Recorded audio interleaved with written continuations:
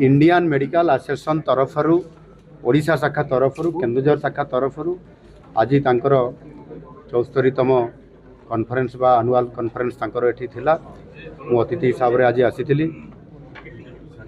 Indian medical association Keonjhar जिला पाई ओडिशा पाई समाने निरंतर भाव रे काम करूछंती।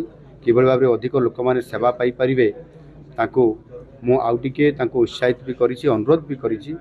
एवं विशेष करके जेहेतु आज धरणीधर मेडिकल कॉलेज एवं हॉस्पिटल रो ये ऑडिटोरियम रे तांको प्रीमिसेस भितर ये कार्यक्रम हैला ता भितरे हमर धरणीधर मेडिकल कॉलेज रो केमती या स्मार्ट हे परिबो, एथिरे समस्त प्रकार रो जो अभाव गुडी को अछि ता पूरण हे परिबो।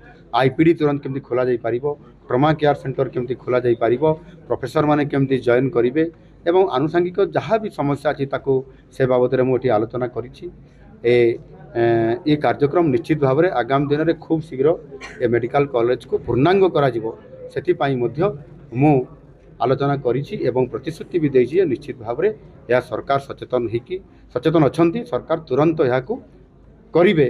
आउ सेथिपाई आज ये जो सम्मिलनी हैला इथिरे निश्चित भाव में मु खुशी अछि जे एटा हेबा द्वारा आमे आउ टिके अधिक शीघ्र त्वरित पर्यायर काम करिया पई मध्ये गोटिए स्कोप पाई पारले।